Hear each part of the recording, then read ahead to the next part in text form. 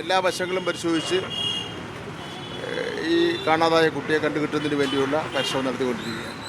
ആശങ്കയില്ലേ? കാരണം ഇത്രയും മണിക്കൂറുകൾ പിന്നിട്ടു, ആശങ്കയില്ലേ? ഇന്നലെ രാത്രിയാണല്ലോ നമ്മളിത് അറിയുന്നത്. രാത്രി 2:30 മണിക്കാണ് അറിയുന്നത്. അതിനുശേഷം പോലീസ് പിന്നെ സാധാരണഗതിയിൽ നടത്തുന്നതിനപ്പുറമായിട്ടുള്ള എല്ലാ സാധ്യതയും പ്രയോജനപ്പെടുത്തിക്കൊണ്ട് അന്വേഷണം തുടങ്ങിക്കഴിഞ്ഞു. ഈ CCTV ദൃശ്യങ്ങൾ ശേഖരിച്ചു എന്ന് പറഞ്ഞു, അത് എന്തെങ്കിലും അനുകൂലമായിട്ടുള്ള എന്തെങ്കിലും കിട്ടിയിട്ടുണ്ടോ? അന്വേഷണത്തിൻ്റെ നാൾ വഴികളെ സംബന്ധിച്ചിടത്തോളം നമ്മൾ പറയേണ്ട കാര്യമില്ല.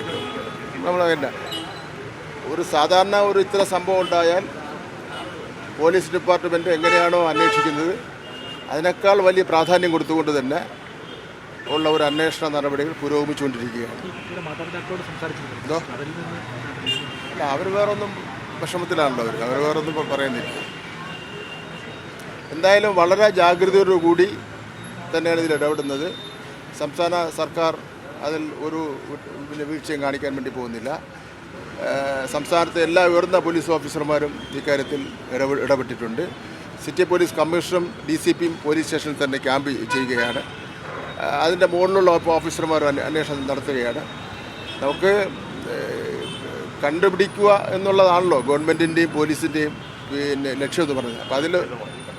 അപ്പോൾ അതിൽ ഒരു ഉദാസീനതയും കാണിക്കുന്ന പ്രശ്നമേ ഇല്ല. എത്രയും പെട്ടെന്ന് കണ്ടുപിടിക്കാൻ കഴിയുമെന്ന് പ്രതീക്ഷിക്കാം.